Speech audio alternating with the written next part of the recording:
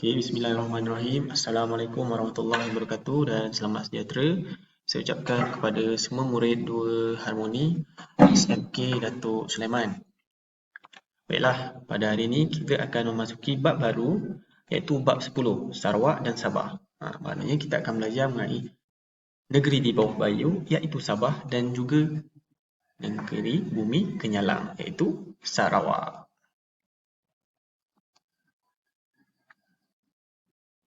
Okey, jadi macam biasa kita kena tahu dulu apa objektif pembelajaran pada hari ini. Okey.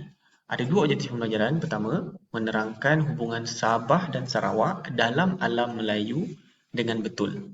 Maksudnya kita kena terangkan hubungan antara Sabah Sarawak dengan alam Melayu. Dua, menyimpulkan satu kepentingan memanfaatkan alam sekitar secara bijaksana dengan betul.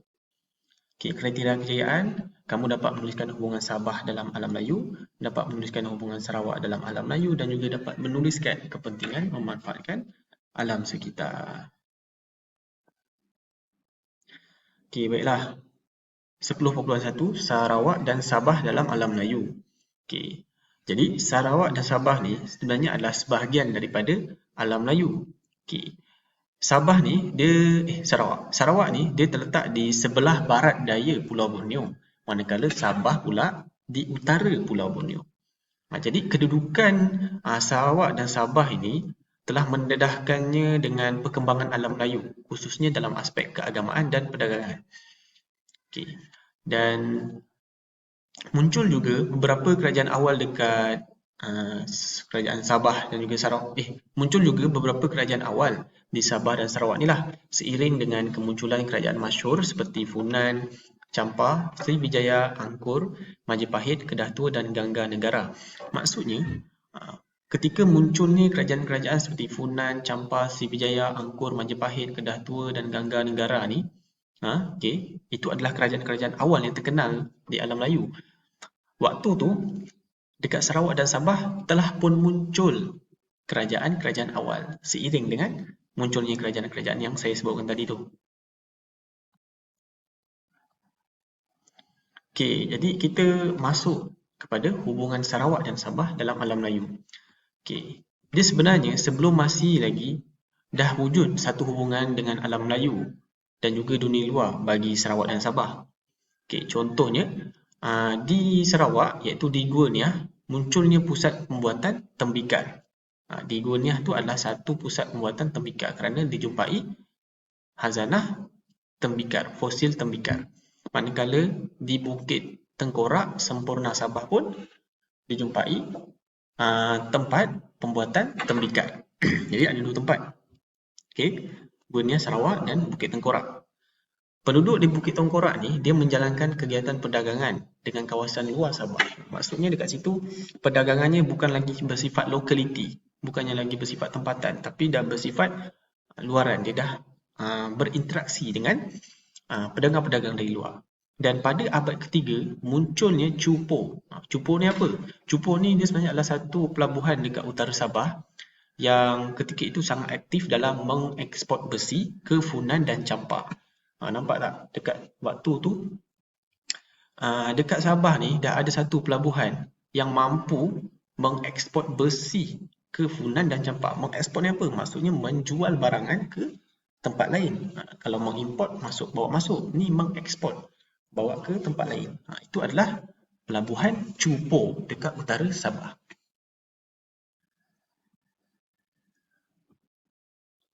Okey, ini adalah Gua Niah di Sarawak yang menjadi tempat pusat pembuatan tembikar, dan ini pula adalah Bukit Tengkorak yang menjalankan kegiatan perdagangan. Bukit Tengkorak ni dekat Sempurna Sabah. Okey. Dan pada abad ke-7 dekat Sarawak pula telah munculnya Santubong. Santubong ni apa? Santubong ni adalah sebuah kerajaan awal yang mempunyai pelabuhan di lembah Sungai Sarawak. Maksudnya dia berpusat di lembah Sungai Sarawak. Macam biasalah kalau kerajaan-kerajaan awal dia punya fokus tempat pembinaannya adalah di sungai-sungai. Kalau dalam kes Santubong ni dia terletak di Sungai Sarawak. Okay. Jadi waktu tu dekat Santubong ni dah dijumpai barangan tembikar zaman dinasti Tang dan Song. Dinasti Tang dan Song ni apa? Okay, dinasti Tang dan Song ni sebenarnya adalah satu pusingan wangsa ataupun kerajaan yang memerintah di negara China. Dia ada banyak dinasti kan. Jadi dinasti Tang dan Song terkenal dengan kemajuannya. Jadi waktu tu dekat Santubong ni dah dijumpai tembikar zaman dinasti Tang dan Song. Jadi ini menunjukkan bahawa Santubong ni sangat pesat dia punya perkembangan pelabuhannya. Sampaikan dinasti Tang dan Song boleh sampai ke Santubong untuk berdagang. Jadi pelabuhan ini juga membekalkan kapur barus, kayu lakar, lilin lembah dan kulit penyu. Itu adalah barangan yang dibekalkan oleh Santubong. Okay, pada abad ke-13 pula, okay, industri peleburan biji besi mula muncul dekat Santubong. Jadi daripada dia mula menjadi pusat pelabuhan, dia pula menjadi industri peleburan biji besi. Okay. Jadi selain Santubong, ada juga pusat perdagangan lain dekat Sarawak ni, macam Gedong, Bukit Sadong dan Kalka. Dan pusat-pusat perdagangan ini menjalankan perdagangan dengan Siam dan China. Nampak tak? Dia dah bersifat luaran dah. Dia dah tak bersifat lokaliti dah. Dia dah dengan kerajaan Siam dan juga kerajaan China.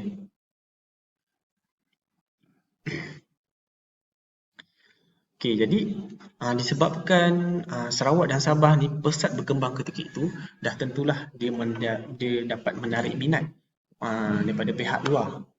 Khususnya kerajaan alam Melayu itu sendiri untuk meluaskan pengaruh mereka untuk mendapatkan apa? Untuk mendapatkan faedah kepada diri mereka. Okay, contohnya Sriwijaya. Sriwijaya ni dia pernah meluaskan pengaruhnya dekat selatan Sarawak. Tujuannya apa? Untuk mengawal perdagangan dekat Laut Cina Selatan. Okay, kalau Majapahit pula, Majapahit dia dah mampu meluaskan pengaruhnya dekat Sarawak dan utara Sabah. Okay. Selain daripada Sriwijaya dan Majapahit, okay, bukti lain bahawa adanya hubungan perdagangan antara Majapahit dengan Sabah adalah dengan jumpaan gendang gangsa jenis mokok di Pulau Banggi, Sabah. Ini adalah bukti bahawa adanya hubungan antara Sabah dan dengan Majapahit. Jumpaan gendang gangsa jenis mokok di Pulau Banggi. Okay, ini adalah bukti tersebut gendang gangsa di Pulau Banggi, di Taipo ni. Okay. Gendang gangsa ni adalah daripada Majapahit. Jadi bila dijumpai gendang gangsa ni dekat Sabah, jadi dia menunjukkan bahawa Sabah ketika itu dah ada pun hubungan perdagangan dengan Majapahit. Maksudnya Majapahit dah tertarik lah untuk menjalankan hubungan perdagangan dengan Sabah disebabkan kemajuannya. Okey. Dan selepas merosotnya Majapahit, dia membawa kepada perkembangan pengaruh lain. Okey, pengaruh siapa? Pengaruh Kesultanan Melayu Brunei dan juga Kesultanan Sulu. Okey, ingat Kesultanan Melayu Brunei dan Kesultanan Sulu di kawasan barat dan utara pantai Pulau Borneo. Okey, di Sarawak pula berlaku penyebaran kuasa oleh Kesultanan Melayu Brunei.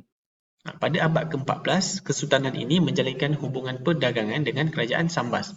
Tujuannya apa? Okey, tujuannya agar Sambas menyerahkan wilayahnya dekat Sarawak kepada Kesultanan Brunei. Nampak tak permainan strategi yang dicaturkan oleh Kesultanan Brunei ni? Dia menjalinkan hubungan perdagangan dengan Sambas supaya apa? Supaya Sambas ni dapat menyerahkan wilayah dia dekat Sarawak kepada Kesultanan Brunei. Jadi secara tak langsung Kesultanan Brunei dapat meluaskan pengaruhnya dekat Sarawak.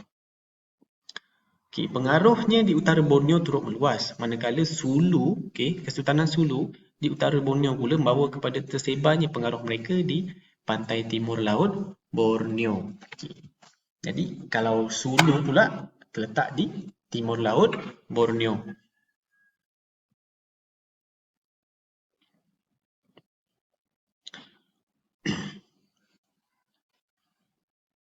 Okey. Jadi kita dah tahu Kesultanan Melayu Brunei di Sarawak, manakala Kesultanan Sulu pula lebih berfokus kepada Sabah. Jadi apabila munculnya Kesultanan Melayu Brunei ni, dia telah melemahkan kerajaan Santubong, Kalkar, Samadong dan Melano di Sarawak. Kerana tumpuan perdagangan beralih ke Brunei. Apa di kerajaan Santubong, Kalkar, Samadong dan Melano ni? Ini adalah kerajaan-kerajaan awal yang natif di Sabah, di Sarawak. Maksudnya yang asal lah, kerajaan asal dekat Sarawak.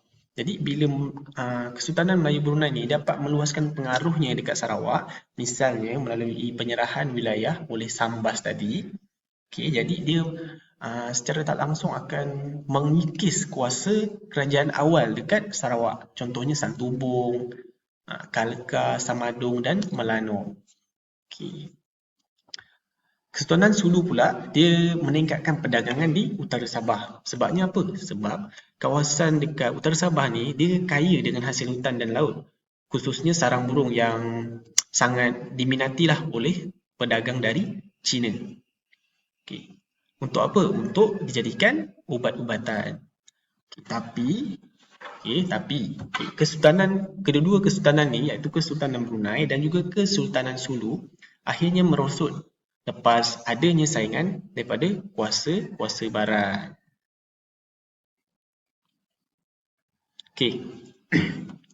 Selain itu, selain daripada sudut perdagangan semua tu kan, ekonomi, adanya juga hubungan daripada sudut agama. Agama apa? Agama Hindu, Buddha dan Islam daripada alam Melayu yang akhirnya mempengaruhi Sarawak dan Sabah. Macam mana? Di mana penduduknya dapat memeluk agama yang disebarkan. Contohnya, pada zaman kegemilangan kerajaan Sriwijaya, adanya tinggalan objek-objek agama Buddha di Santubong. Selain itu, terdapat penemuan patung Ganesha di Limbang. Ini adalah bukti-bukti adanya pengaruh agama Buddha dekat Sarawak, iaitu lebih khusus Santubong lah. Pengaruh Kesultanan Melayu Brunei di Sarawak dan Sabah pula membawa kepada penyebaran agama Islam di pesisir pantai Sarawak dan Sabah. Apa kesannya? Kesannya penduduk kaum Melayu dan Melanau di pesisir pantai Sarawak dan Sabah menerima agama Islam.